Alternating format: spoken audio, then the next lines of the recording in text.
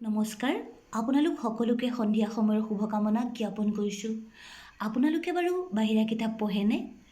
আজি মোৰ কিছুমান বাহিৰা কিতাপৰ সংগ্ৰহ আপোনালোকৰ মাজলৈ লৈ আহিছোঁ।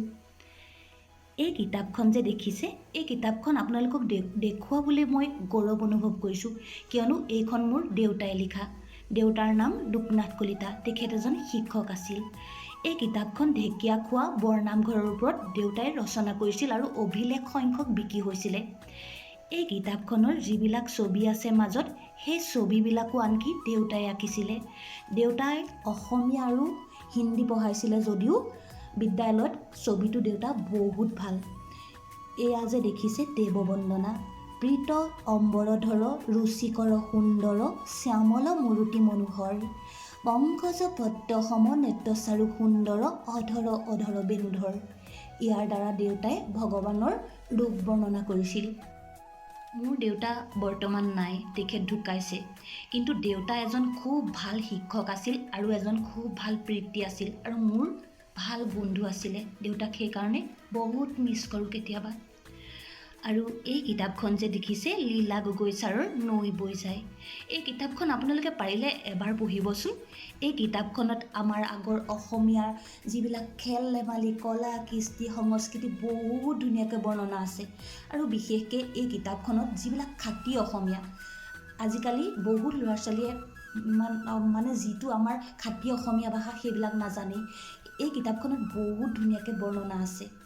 আচলতে আপোনালোকে বাহিৰা কিতাপ পঢ়িবও লাগে আৰু লোকক পঢ়ুৱাবও লাগে। আপোনালোকে বিয়া বাৰু খাবলৈ যাওঁতে আপোনাৰ সন্তানৰ জন্মদিনত এখন কিতাপ উপহাৰ দিয়ক, তাৰ পৰা বহুত লাভ হ'ব। আৰু এইখন যে দেখিছে এদিনৰ ডায়েৰী হোমেন বৰগোহাঁই ছাৰৰ। আৰু ডেল কাৰ্নেগীৰ পতিৰ সাফল্যত পত্নীৰ ভূমিকা, এইখন এখন বহুত ভাল কিতাপ। আপোনালোক সকলোৱে জানে প্ৰত্যেকজন পুৰুষৰ সাফল্যৰ আঁৰত এগৰাকী নাৰী থাকে। আৰু এই কিতাপখনৰ দ্বাৰা আপোনালোকে নিজৰ প্ৰিয়জনক, নিজৰ মানুহজনক বহুত ভালকৈ ৰাখিব পাৰিব বুলি মই আশা ৰাখিলোঁ।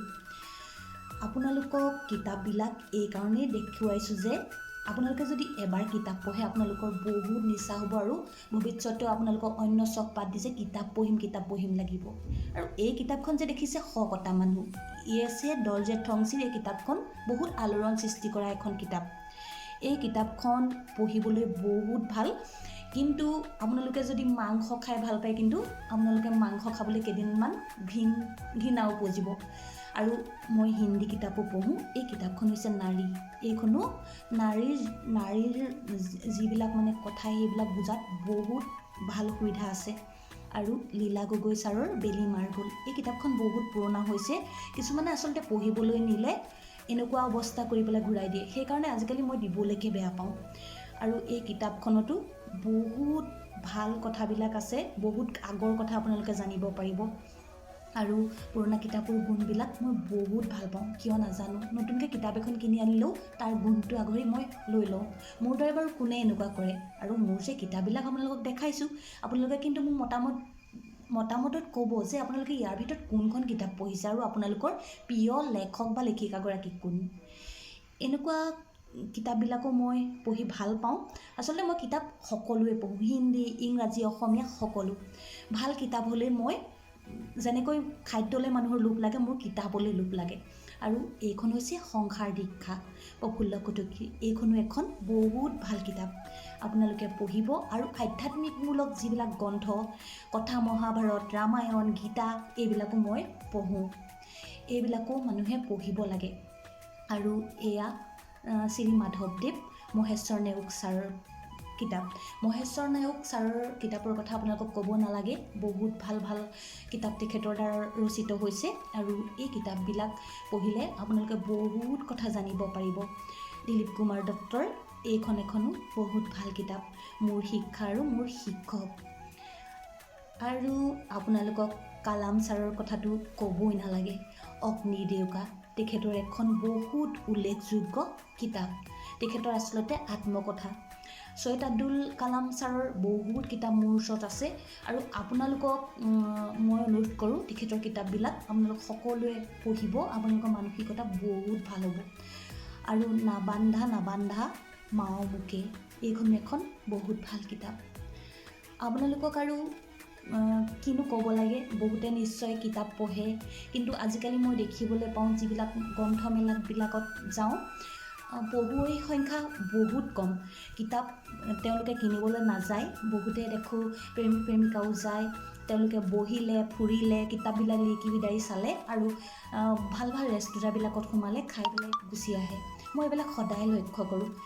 আৰু এই কিতাপখন যে দেখিছে, জিমণি বাইদেউৰ পিঞ্জৰ, জিমণি বাইদেউৰ এই পিঞ্জৰখন আপোনালোকে পঢ়িব লাগে, কিয়নো আজিকালি পঢ়াৰ ক্ষেত্ৰত এটা প্ৰতিযোগিতা আৰম্ভ হৈছে আৰু অভিভাৱকসকলে সন্তানসকলক বহুত প্ৰেছাৰ দিয়ে পঢ়াৰ ক্ষেত্ৰত। কিন্তু এই পিঞ্জৰ কিতাপখন যদি আপোনালোকে পঢ়ে তেতিয়াহ'লে আপোনালোকৰ মানসিকতাবিলাক সলনি হ'ব। এজাক জোনাকী জিলমিল আৰু অনুৰাধা শৰ্মা পূজাৰী বাইদেউৰ ইয়াত এখন অৰণ্য আছিল, এইখনো বহুত ভাল কিতাপ। অনুৰাধা শৰ্মা পূজাৰী বাইদেউৰ কিতাপবিলাক পঢ়ি মই বহুত ভাল পাওঁ আৰু তেখেত মোৰ প্ৰিয় লেখিকা বুলি ক'লেও ভুল নহয়। ইয়াত এখন অৰণ্য আছিল, ইয়াৰ দ্বাৰা আমি কেনেকৈ মানে সেউজীয়া অৰণ্যক ভাল পাব পাৰোঁ, জীৱ জন্তুবিলাকক ভাল পাব পাৰোঁ, তাকে বৰ ধুনীয়াকৈ বৰ্ণনা কৰিছে। আৰু এইবিলাক কিতাপ আপোনালোকে নিশ্চয় দেখিছে বা আপোনালোকৰ হাতত বহুতখিনি সংগ্ৰহ আছে। আৰু ইয়াৰ ভিতৰত কিন্তু মই কিছুমান পুৰস্কাৰো পোৱা কিতাপ আছে।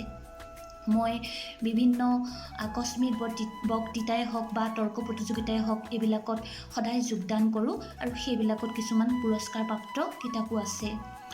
এইখনো মই পুৰস্কাৰেই পাইছিলোঁ।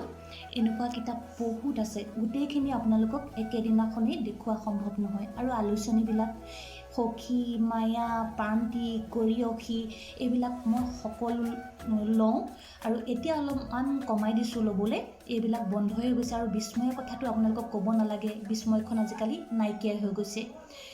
কেতিয়াবা বহুত দুখ লাগে, আগতে বিস্ময়, ত্ৰিশূল, দৈচুৰাণী, বিজুলীৰ চিজ, নেলফাচিছ, এইবিলাক মৌচাক, সঁফুৰা পঢ়িবলৈ পাইছিলোঁ।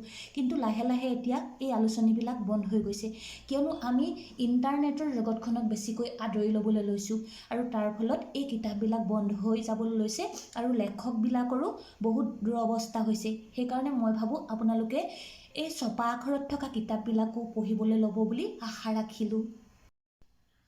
আমাৰ যে সন্তানসকলৰ জন্মদিন আহে বা ওচৰে পাঁজৰে আপোনালোকে সৰু সৰু ল'ৰা ছোৱালী জন্মদিনলৈ যায়, আপোনালোকে কি দিয়ে? বহুতে দিয়ে এটা খেলনা পিষ্টল দিয়ে, কোনোবাই এখন খেলনা গাড়ী দিয়ে আৰু কিছুমানে ৰং পেঞ্চিল বা বহী কাগজ ইত্যাদি দিয়ে।